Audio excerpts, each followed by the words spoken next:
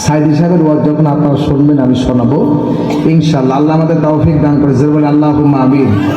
আর জোরে বলে আল্লাহুম্মা আমিন।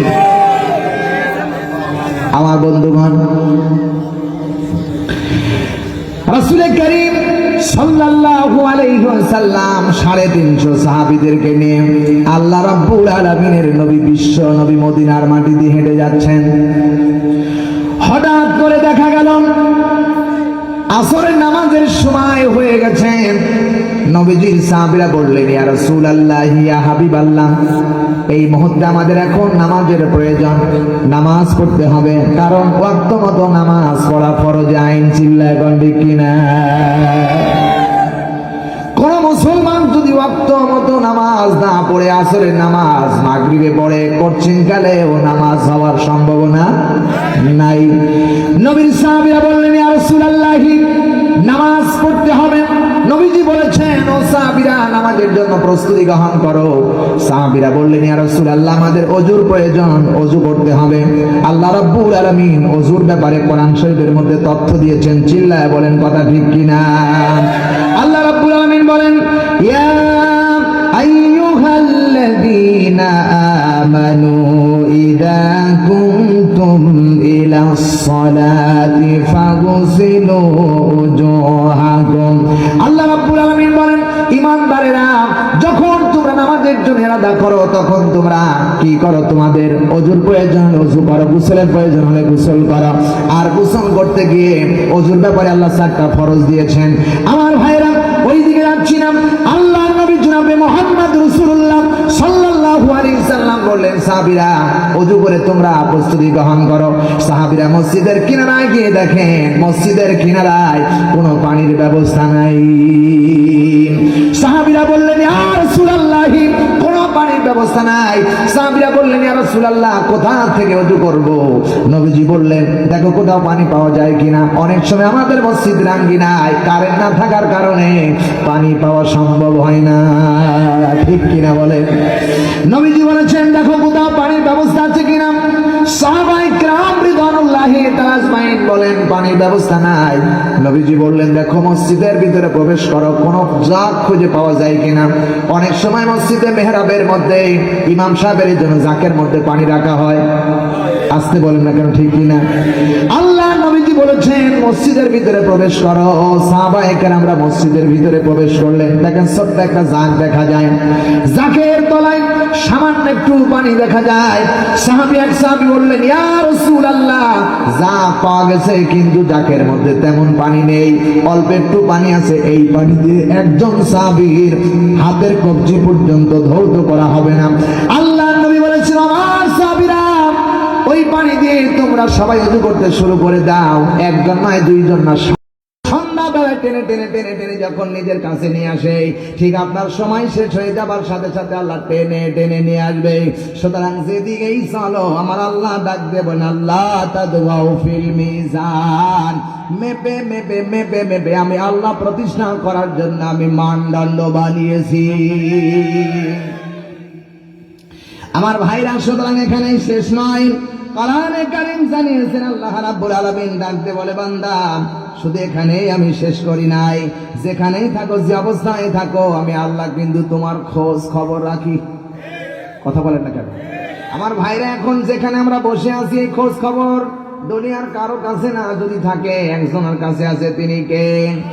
আরো জোরে আল্লাহ রাব্বুল আলামিন ডাকতে বলেন, ইয়ালামু মা ইয়ালিজু ফিল আরদি ওয়া মা ইয়াখরুজু মিনহা ওয়া মা ইয়ানজিলু মিনাস সামাই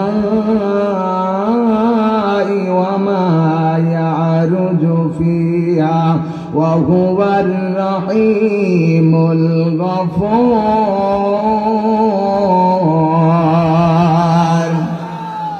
রব্বুল আলামিন বলেন, সূরা সাবা 34 নম্বর সূরা 22 নম্বর পারা প্রথম নাম্বার উপর 2 নম্বর আয়াত বলছি, কান খাড়া করেন। আল্লাহ পাক বলেন, ইয়ালামু, তিনি জানে, মা ইয়ালিজু ফিল আরদ, জমিনের মধ্যে যা প্রবেশ করে, দুনিয়ার কেউ না দেখলে একজন দেখে। তিনি কে? আরো জোরে ওমা ইয়াখরুজু মিনহা, জমিন থেকে যা বের হয় খবরটা জানে কে? আল্লাহ বলেন ওমা ইয়ানজিলু মিনাস সামাই, আল্লাহ বলেন আসমান থেকে যা জমিনের মধ্যে নাজিল হয় তাও খবর রাখে কে? আল্লাহ বলেন ওমা ইয়ারুজু ফিহা, জমিন থেকে আসমানে যা ওঠে খবর রাখে কে? আরো জোরে বলেন কে? আমরা এখন কোথায় বসে আছি খবর দুনিয়ার কেউ না জানলে আমার আল্লাহ জানে। বলেন বলেন বলেন, জানে কি জানে না?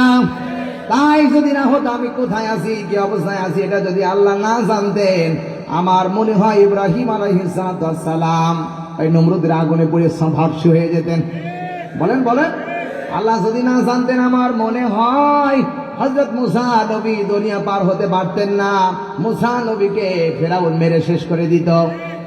আল্লাহ যদি না জানতেন, আল্লাহ যদি না বুঝতেন, না দেখতেন, আমার মনে হয় একটা সরিষার দানা জমিন থেকে গাছ গজায় বের হতো না। হাজার হাজার হাজার হাজার নিদর্শন আল্লাহ দেখিয়ে দিয়েছেন আর জানিয়ে দিয়েছেন বান্দা শোন, সরিষার দানা পর্যন্ত ততক্ষণ পর্যন্ত গাছ গজানোর ক্ষমতা না রাখে আমি আল্লাহ যতক্ষণ পর্যন্ত তাকে পাওয়ার না দেই। জোরে কোন কথা ঠিক কিনা? আল্লাহ রাব্বুল আলামিন কোরআনে কারীমের মধ্যে ১৫০০ বছর আগে জানিয়েছেন। আল্লাহ বলেন ওয়া আনজালনা মিনাল মুসিরাতি মাআন সাজ্জাজা। অজশরবাসী আল্লাহ বলেন সূরা নাবার ১৪ নম্বর আয়াতের মধ্যে আল্লাহ রাব্বুল আলামিন ১৫০০ বছর আগে জানেন ওই আসমান থেকে আমার আল্লাহ যতক্ষণ পর্যন্ত পানি না দেন, খোদার কসম করে বলি একটা মাখলুকাত আল্লাহর দেওয়া পানি ছাড়া কখনোই ওর মধ্যে বরকত পাওয়া সম্ভব না। বলেন বলেন বলেন, কে বলতেছেন? আমার ভাইরা শুধু এখানেই শেষ করে না, পানির ফেরেশতা বানিয়েছে মিকাইলকে। এই যে একটু আগে বৃষ্টি হতেছিল, কত ফোঁটা জমিনে পানি, কত ফোঁটা পড়েছে এই জমিনে, কত ফোঁটা পানি নাটোরে পড়েছে, কত ফোঁটা পানি যশোরে পড়েছে। আল্লাহ রাব্বুল আলামিন ফেরেশতা মিকাইলকে হুকুমতি দিয়েছে গুনে গুনে লিপিবদ্ধ করে রাখেন, সব তিনি জানেন। কথা বলেন ঠিক না বেঠিক?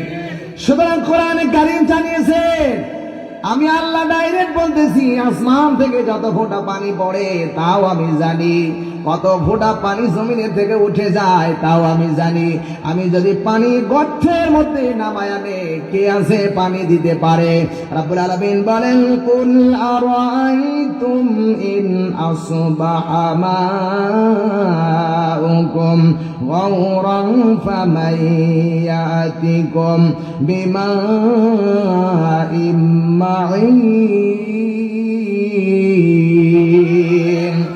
আল্লাহ রাব্বুল আলামিন ডাকতে বলছেন সূরা মুলুকের ভিতরে ৩০ নম্বর আয়াতের মধ্যে আল্লাহ বলেন, হে নবী আপনি বলেন যদি কোনো মানুষ আল্লাহর বান্দার কাছে বুঝায় দেবার জন্য আল্লাহ ডাক দিয়ে বলেন, আল্লাহ যদি কোনো মানুষকে, সুতরাং কোন দুনিয়ার যদি কোনো পানিকে মাটির গর্তের ভিতরে নিয়ে যায় আর ওখান থেকে কি আছে পানি উৎপন্ন করে দিবে, দুনিয়ার কোন ব্যক্তি নেই যে পানি উৎপন্ন করে দিতে পারে। কথা বলেন ঠিক কিনা? পানি দেওয়ার মালিককে আরো জোরে বলেন। সুতরাং কোরআনে কারীম জানিয়েছে বান্দা তুমি যেখানে আছো সেখানে আমার আল্লাহ খবর রাখেন। জোরে বলেন ঠিক কিনা? এখানেই শেষ করেন আল্লাহ তাআলা বলেছেন ওয়া হুয়া মাআকুম আইনামা কুনতুম আল্লাহু বিমা তা'মালুনা বাসীর। আল্লাহু আকবার। রব্বুল আলামিন ডাকতে বলছে বান্দা তুমি যেখানে আছো সেখানে আমি আছি। কথা কয় না? আমি যেখানে আল্লাহ, আমি যেখানে আল্লাহ ওইখানে। এই বিশ্বাস যদি আমার আপনার হৃদয়ের মধ্যে থাকতো আমার মনে হয় এত জেনা বাংলাদেশে হইতো না। কথা কয় না? এই বিশ্বাস যদি আমার আপনার থাকতো আমার মনে হয় এই দেশের মানুষরা সুদ খাইতো না। জোরে বলেন ঠিক না ঠিক? সুদ আছে না নাই? আরো জোরে। সুদ আছে মানে কি? সুদ খাওয়া হালাল না হারাম? আরো জোরে। এখন বলেন তো কার কার পরিবারের মধ্যে সুদ আছে দেখি হাত তোলেন। কেউ নেই, সব আল্লাহর ওলি বসে আছে। আমার জানা মতে আমি সহ এখানে মনে হয় সুদ ছাড়া কেউ নেই। আমি সহ মনে হয় সুদখোর। কেন জানেন বলবো? আমাদের দেশে গ্রামীণ ব্যাংক আশা দিশা ঠ্যাঙ্গা মারা আছে না নাই? জোরে কয় না আছে না নাই? সোনার ভাইরা সবাই প্রত্যেকটি প্রায় পরিবারের মধ্যে হয়তোবা শতকরা 95% মানুষ সুদের সাথে আজকে জড়িত।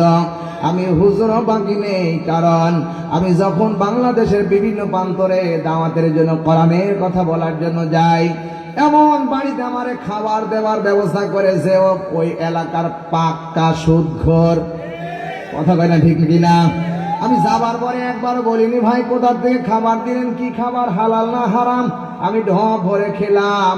যতক্ষণ পর্যন্ত না বলেছি ততক্ষণ পর্যন্ত আমি ওই দলের কর্মসূচি পালন করেছি। কথা কয় না? এটার নাম সুদখোর। কোরআনে কারীম আল্লাহ রাব্বুল আলামিন 1000 বছর আগে জানিয়েছেন। আল্লাহ পাক বলেছেন, ইয়া আইয়ুহাল্লাযীনা আমানু লা তাকুলুর রিবা আদআফাম মুদাআফা। আল্লাহ রাব্বুল আলামিন ডাকতে বলেন, হে ঈমানদারেরা, আদর করে আল্লাহ ডাক দিয়েছে, হে ঈমানদারেরা, হে বিশ্বাসীরা, তোমরা খবরদার সুদ খেও না চক্রবৃদ্ধি আকারে। আত্তাকুল্লাহ, আল্লাহকে ভয় করো, লাআল্লাকুম তুফলিহুন, যাতে করে তোমরা এই দুনিয়াতে সফল কাম হতে পারো। যেরকম আল্লাহু আকবার। আমার ভাইরা, সুদ খেতে নিষেধ করলেন কে? আরো জোরে। মসজিদের ইমাম সাহেব যদি সুদ খাওয়ার পিছনে নামাজ হবে? আজ বাংলাদেশের মুসল্লিরা শুধু দেখে ইমাম সাহেবের চরিত্র ভালো কিনা, ইমাম সাহেবের বউ পর্দা রাখে কিনা, ইমাম সাহেব ঠিক মতো চলে কিনা, কিন্তু মুসল্লিদের খবর নাই। মুসল্লি হাজার হাজার অপকর্ম করে, মুসল্লির কোনো দোষ নেই, শুধু ইমাম সাহেবের দোষ। বলেন বলেন। আল্লাহর কসম করে বলি, কোরআন শপথ করে বলেছি, আল্লাহ যেটা হারাম বানিয়ে দিয়েছে সেটা ইমাম সাহেবের জন্য হারাম, যেটা মুসল্লিদের জন্য হারাম। যেটা আল্লাহ জায়েজ করে দিয়েছে ওইটা ইমামদের জন্য জায়েজ, বৈধ, যেটা ওইটা মুসল্লিদের জন্য বৈধ। সুতরাং ইমাম হোক আর মুক্তাদি হোক, যেই অন্যায় করবে সমান সমান সমান সমান অপরাধী। বুঝতে পারেন ঠিক কিনা?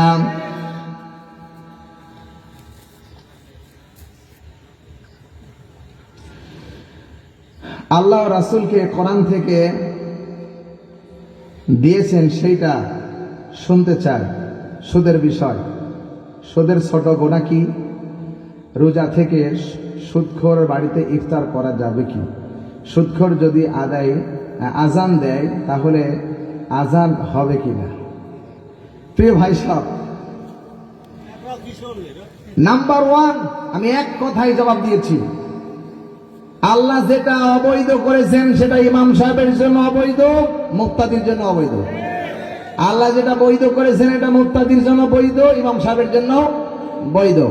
সুদ ইমাম সাহেব খেলে, খোদার কসম করে বলি, হাদিস শরীফের মধ্যে এসেছেন, নবীজি বলেছেন, ডাইরেক্ট বলেছেন, আর বাস্তবতা বলতেছি, প্রমাণ সহ বলতেছি। আল্লাহ নবীজি ডাক দিয়ে বলেন, আল্লাহ নবী হাদিস শরীফের মধ্যে বলেছেন, লা ইয়াদখুলুল জান্নাতা লাহমুন নাবাতা মিনাস সুহতি।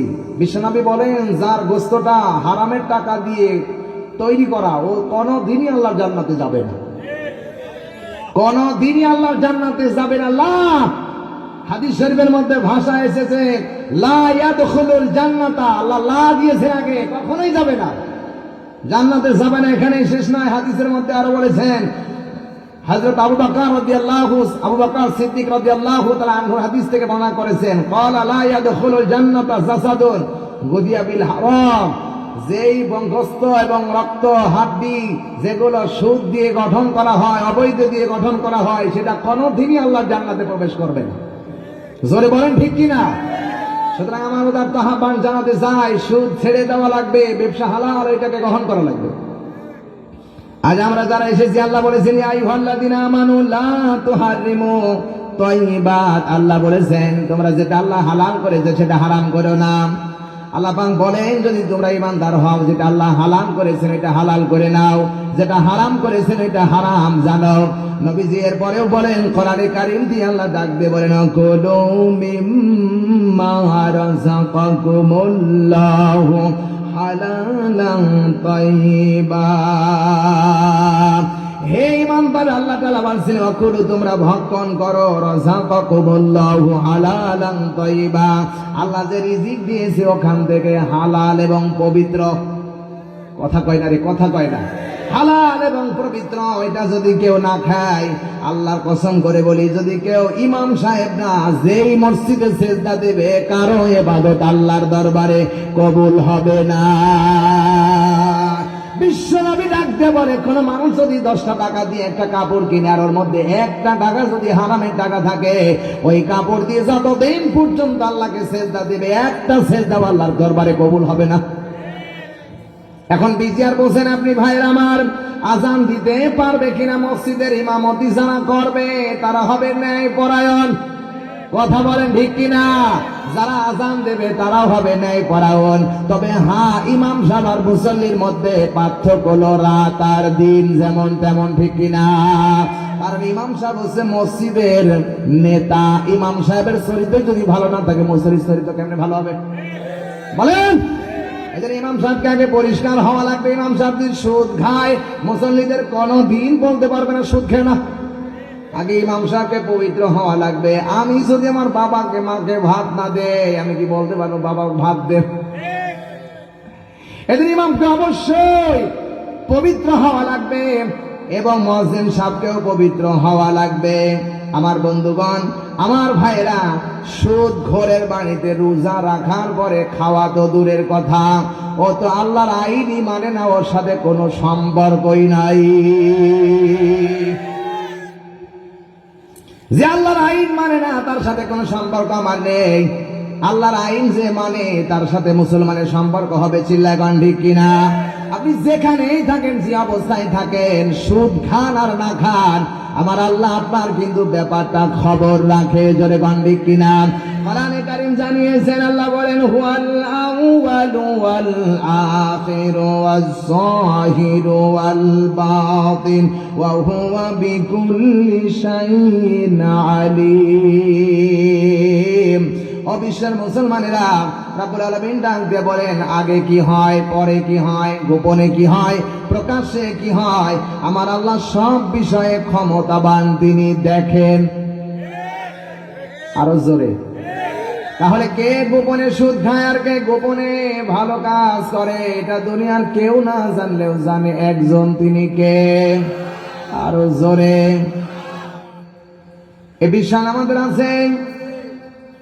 এই বিশ্বাস যদি যারা না জানে, ঈমানদার নাই, বিশ্বাস যাদের আছে যে আল্লাহ সব সময় আমাকে দেখে, অবশ্যই শুধু এখানেই শেষ নয়। আল্লাহ তাআলা ডাক দিয়ে বলেন, ওয়া হুয়া আলিমুম বিযাতিস সুদূর। বান্দার অন্তরের ভিতরে যা হয় সেটাও কল্পনা জল্পনা ওইটা জানে আমার আল্লাহ। আল্লাহু আকবার। বিশ্বের মুসলমানেরা, এই পরীক্ষা করার জন্য আমার আল্লাহ দুনিয়ার বুকে আপনাকে পাঠিয়ে দিয়েছেন। রব্বুল আলামিন আপনাকে বোঝাতে চায়, আপনার কাছে জানতে চায়, আপনি দুনিয়ার জমিনে আসার পরে আল্লাহর আইন মানেন না আল্লাহর বিরুদ্ধে চলেন, এইটাই জানতে চাই। হাজার মানুষ আল্লাহর জমিনে থাকার পরেও হাজার হাজার মানুষ আল্লাহর আইন লঙ্ঘন করছি। কথা বলেন ঠিক কিনা? এটা লঙ্ঘন করতে গিয়েছে গোটা জমিনের মালিককে। আরো জোরে বলা লাগবে। আল্লাহ রাব্বুল আলামিন ডাক দিয়ে বলে, ওয়ালিল্লাহি মা ফিস সামাওয়াতি ওয়া মা ফিল আরদ। আল্লাহ পাক আকাশে যা আছে আর জমিনে যা আছে সব একসঙ্গ মালিক, মালিকানা ধীন আমি আল্লাহর। ঠিক না বেঠি? সোনার ভাইরা, আল্লাহ যে বিশাল জমিনের মালিক বানিয়েছেন, এই জমিনের মালিক হলো 3 জন। 1 নাম্বার হলো আল্লাহ। কে? 1 নাম্বার আল্লাহ। 2 নাম্বার বলেন এদেশের সরকার। 3 নাম্বার হলো আমি আপনি ভোগ দখলকারী। 3 নাম্বার এই জমিন, গোটা জমিন যিনি তৈরি করেছেন সে আল্লাহ বিধান দিয়েছেন। জমি, যেই জমি আল্লাহ বিধান দিয়েছেন, মার বাবা মরে যাবার পরে, মারা যাবার পরে সন্তান পাবে 2 ভাগ আর মেয়ে পাবে 1 ভাগ। কথা কয় না। হাজার হাজার মানুষ আজকে আছি, হজ করতে যাবে, ছেলের নামে রেজিস্ট্রি করে দিয়েছে, বর মেয়ের মাথার হাত দিয়ে এরকম হাত দিয়ে বলছে, মা তোর জন্য কাবা ঘড়িপের গিলাফ ধরে দোয়া করবো, তোর জন্য আল্লাহ ভালো জানায়, ওকে একটুও দেয়নি। খোদার কসম করে বলে ওর মতো বেঈমান আর নাফরমান আকাশের নিচে আর কেউ নেই। বলেন বলেন বলেন। বাবাকে দেয়, আবার দুই ছেলে, এক ছেলেকে দেয় আরেক ছেলেকে ফাঁকি দেয়, এমন টাকা আছে না নেই? জমির মালিক যিনি, তিনি বন্ধন করেছে, আপনি ভাগ করে দেবার না। খোদার কসম করে বলি, বাবা বেঁচে থাকতে, মা বেঁচে থাকতে, ছেলে হোক আর মেয়ে হোক, কারণ আমি সম্পত্তি রেজিস্ট্রি করে দেওয়া জায়েজ নাই। মারা যাবার পরে যা পাবে ওয়ারিশ অনুযায়ী সে পেয়ে যাবে, আল্লাহ ফয়সালা দিয়েছে। হজ করতে যাওয়ার সময় হাজী সাহেব সন্তানকে লিখে দেয় আর মেয়েকে ঠকিয়ে দেয়, কাবা ঘরে গেলাম ধরে দোয়া করে, রব্বুল আলামিন জীবনে যা করেছি আর করব না। হ্যাঁ, আর তো নেই, আর করবে কি? সোনার ভাইরা আমার, যখন আল্লাহর কাছে যখন বারবার বলতে থাকে, যখন তালবিয়া করতে থাকে আর আল্লাহর কাছে বলতে থাকে, আল্লাহ বলেন তোর মতো নাফরমান আর কেউ নাই, তুই আমার কাবা ঘরটাই নষ্ট করলি। এক কথা বলছেন না কেন? সুতরাং ওর মতো মানুষ হজে যাওয়ার চাইতে আমার মনে হয় দেশে, ও দেশে ঘুরে ঘুরে মরাই ভালো, কারণ ওর হজ কবুল হবে না। সুতরাং কোরআনে কারীম আল্লাহ জানিয়েছেন, বান্দা তোর অন্তরের ভিতরে যা আছে ব্যাপারটা দুনিয়ার কেউ না জানলে আমি আল্লাহ জানি। জোরে কোন কথা ঠিক কিনা? আল্লাহ রাব্বুল আলামিন এই জন্য ডাকতে বলে, বান্দা শুধু আমি জানি না, শোন। এই জন্য আমি আল্লাহ কি করেছি, ওয়াদাআল মিজান, আমি আল্লাহ তৈরি করেছি মানদণ্ড, মেপে মেপে তোদেরকে আমি আল্লাহ পুরস্কৃত করব। জোরে কোন ঠিক কিনা? দুনিয়ার জমিনে আমি আপনি যা করছি, কিয়ামতের কঠিন ময়দানে আবার আল্লাহ মেপে মেপে বিচার করবেন। এমনকি দুনিয়ার জমিনে যা করছি আমার আল্লাহ, ওয়াকুল্লা শাইইন আহসাইনাহু কিতাবা,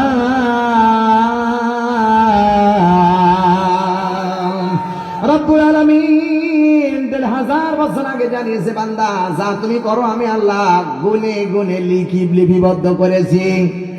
জোরে বলেন, গুনে গুনে লিপিবদ্ধ করে রেখেছি। শুধু এখানেই শেষ করেনি, আল্লাহ বলেন প্রত্যেকটি মানুষকে পাহারা দেওয়ার জন্য আল্লাহ ৫ জন ফেরেশতা নির্মাণ করে দিয়েছেন। কয়জন?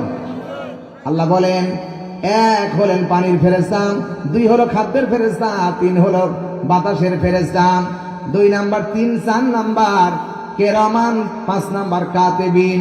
এই ৫ জন ফেরেশতা আমার আল্লাহ সব সময় বান্দার নিকটে রেখেছে। আমি আপনি যা করছি দুনিয়ার কেউ না জানলে ওই ফেরেশতারা লিপিবদ্ধ করে। ওয়া ইন্না আলাইকুম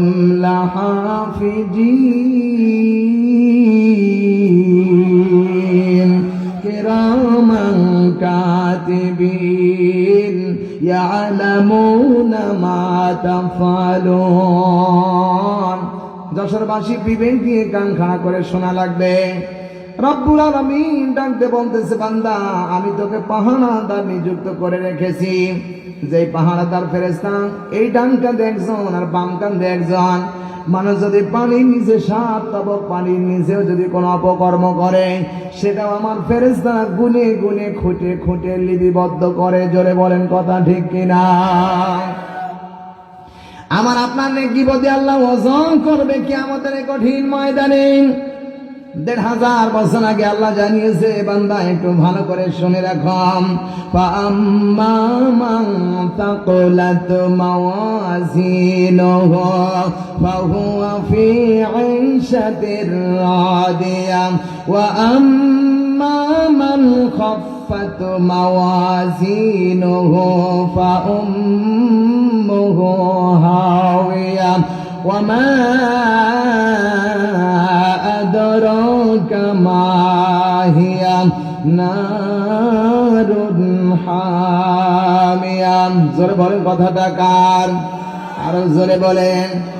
আল্লাহ রাব্বুল আলামিন বলেন, যশোরবাসী একটু কান খাড়া করে বিবেক দিয়ে শোনা লাগবে। এবার আল্লাহ বলেন, আমি মিজান এমনি বানাই নাই, মিজানটা বানিয়েছে এই জন্য কিয়ামতের এই কঠিন ময়দানে যেন বান্দাকে আমি পরিষ্কার ভাবে মেপে মেপে তার রেজাল্ট অনুযায়ী তার পুরস্কার দিতে পারি। জোরে বলেন, কিয়ামতের ময়দানে আপনি যা করছেন আল্লাহ এটা নেকি বদি ওজন করবে।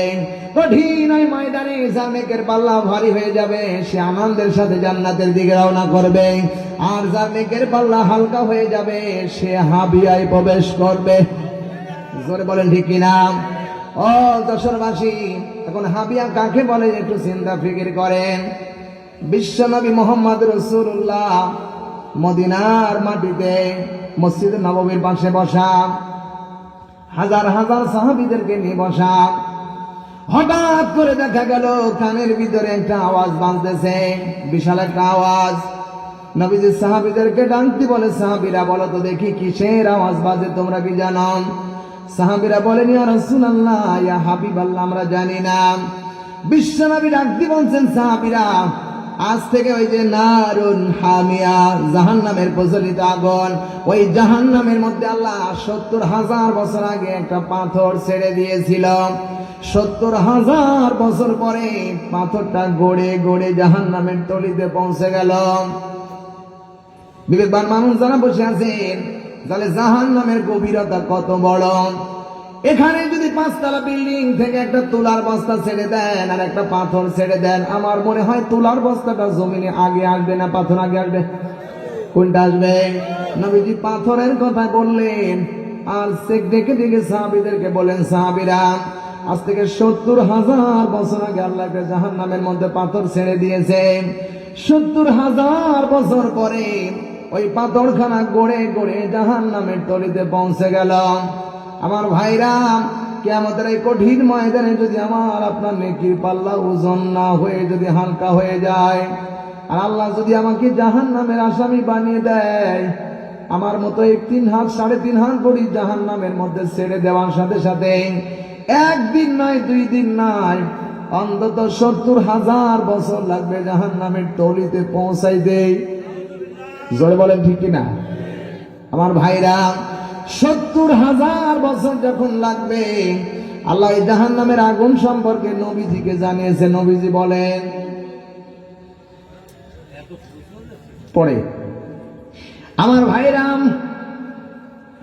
নবীজি বলেন 70,000 বছর লাগবে যে জাহান্নামের আগুন সম্পর্কে নবীজি বলেছেন। 1,000 বছর আগুনটাকে আল্লাহ জ্বালিয়ে লাল রং ধারণ করেছে, আবার 1,000 বছর জ্বালানোর পরে এটাকে কালো রং ধারণ করেছে, আবার 1,000 বছর পরে জ্বালানোর পরে এটাকে সবুজ রং ধারণ করেছে।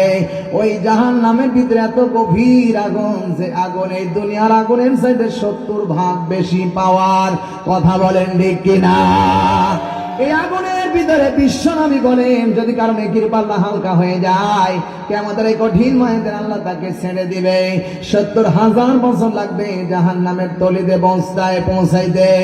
আমার আপনার মতো মানুষ যদি জাহান্নামে যায়, 70,000 বছর যখন লাগবে পৌঁছে, আমার আপনার অবস্থা কি হবে টের পাচ্ছেন?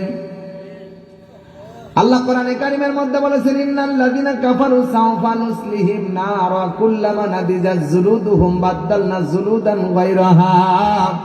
কোন মানুষকে জাহান্নামের মধ্যে আল্লাহ ছেড়ে দেওয়ার সাথে সাথে 42 গজ চামড়া পুড়ে এক মুহূর্তের মধ্যে শেষ হয়ে যাবে। ইমাম আবু হানিফা রাহমাতুল্লাহি আলাইহি বলেন, এক মুহূর্তের মধ্যে 100 বার আল্লাহ পাল্টাবে, 100 বার পোড়াবে। এত বড় কঠিন ওই জাহান্নামের আগুন। ওই জাহান্নামের আগুনে যাওয়ার আগে চিন্তা ফিকির করে জাহান্নামের দিকে যাওয়া লাগবে, চিন্তা ফিকির করে হাসরের ময়দানে উঠা লাগবে। কথা বলেন ঠিক কিনা?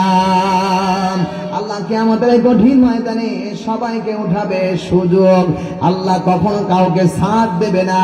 আল্লাহ রাব্বুল আলামিন বলেন, ইয়াউমা ইয়াকুমুর রূহু ওয়াল মালাইকাতু সাফফান লা ইয়াতাকাল্লামুনা ইল্লা মান আযিনা লাহুর রাহমানু ওয়া ক্বালা সাওয়াবা। আরো জোরে বলেন আল্লাহু আকবার। আমার ভাইরা, আল্লাহ পাক বলেন সূরা নাবা ৭৮ নম্বর সূরা ৩০ নম্বর পারা ২ নম্বর উপর ৩৮ নম্বর আয়াত বলছি। আল্লাহ পাক বলেন যেদিন আল্লাহ পাক বলেন ইয়াউমা যেদিন ইয়াকুমুর রূহু ওয়াল মালাইকাতু সাফফা, মানুষ এবং ফেরেশতারা সারিবদ্ধভাবে আল্লাহর সামনে দাঁড়িয়ে যাবে। এত বড় কঠিন ময়দান আল্লাহ কায়েম করবে, যেই ময়দানে লা ইয়াতাকাল্লামুনা ইল্লা মান আযিনা লাহুর রহমানু ক্বাল। আরো জোরে বোঝা যায় ক্ষমতার মালিক আল্লাহ। আমার মনে হয় যদি আল্লাহ কিয়ামতের ময়দানে আমার আপনার জবান বন্ধ করে দেয়, কোনো কথা বলার সুযোগ আমরা পাবো না। আর আল্লাহ যদি জবান খুলে দেয়, কথা বলার সুযোগ পাবো। এই ময়দান আমাদের সামনে আছে না নাই? আরো জোরে বলেন আছে না নাই? এই ময়দানে আমাদেরকে অবশ্যই অবশ্যই আমাদেরকে আল্লাহর সামনে জবাব দেওয়া লাগবে। বলেন বলেন, জবাব দেওয়া লাগবে না কার কার দেখি? সবার লাগবে। আল্লাহ পাক বলেন এখানে শেষ নয়, যালিকাল ইয়াউমুল হক, অবশ্যই সেই দিনটা আমাদের সামনে উপস্থাপন হবে। আর আল্লাহ এটা কিন্তু নির্ধারণ করে রেখে দিয়েছে। আল্লাহ পাক রব্বুল আলামিন ডাক দিয়ে বলেন ইন্না ইয়াউমাল ফাসলি কানা মিকাতা। আল্লাহ রাব্বুল আলামিন বলে নিশ্চয় ওই ময়দানটা আমি নির্ধারণ করে রেখেছি। কবে হবে, কখন হবে আল্লাহ জানে, দুনিয়ার কেউ জানে না। তবে কিয়ামতের এই অনুষ্ঠানটা হবে জুমার দিন। জোরে বলে, হাদিসের ভাষায় এটাই বোঝা যায়, জুমার দিন অনুষ্ঠানটা শুরু হবে। কিন্তু কোন জুমার দিন, কবে হবে এই ব্যাপারে কেউ জানে না, জানে একজন, তিনি কে? আরো জোরে। খারাপ লাগতেছে আপনাদের? কষ্ট লাগতেছে? 12টা তো বাজতে যাচ্ছে।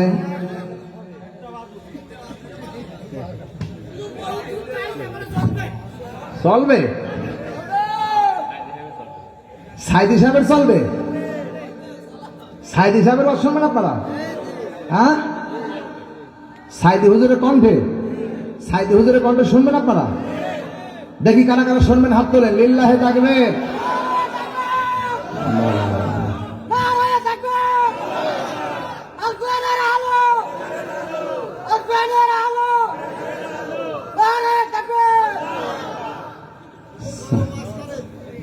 গরম ওয়াজ করতে হবে?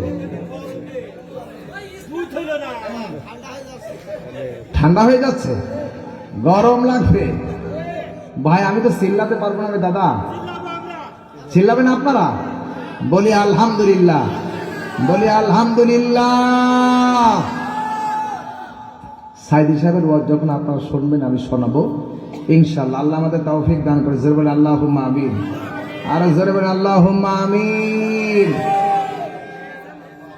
আমার বন্ধুগণ, রাসূল করিম সাল্লাল্লাহু আলাইহি ওয়াসাল্লাম 350 সাহাবীদেরকে নিয়ে আল্লাহ রাব্বুল আলামিনের নবী, বিশ্ব নবী মদিনার মাটি দিয়ে হেঁটে যাচ্ছেন।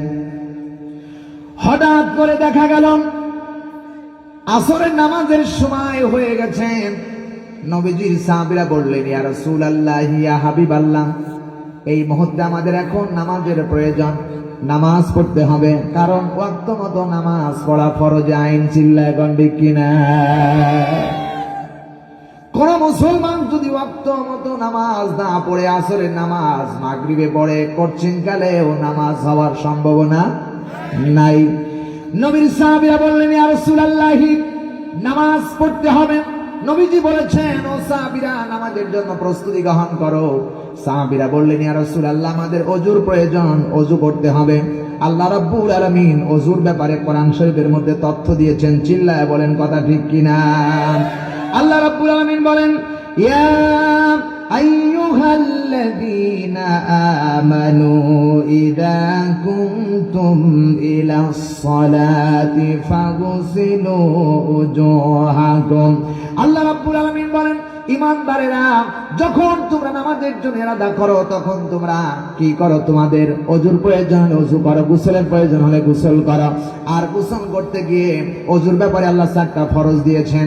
আমার ভাইরা, ওই দিকে যাচ্ছি না। আল্লাহ নবী জনাবে মুহাম্মদ রাসূলুল্লাহ সাল্লাল্লাহু আলাইহি সাল্লাম বললেন সাহাবীরা ওযু করে তোমরা প্রস্তুতি গ্রহণ করো। সাহাবীরা মসজিদের কিনারায় গিয়ে দেখেন মসজিদের কিনারায় কোনো পানির ব্যবস্থা নাই।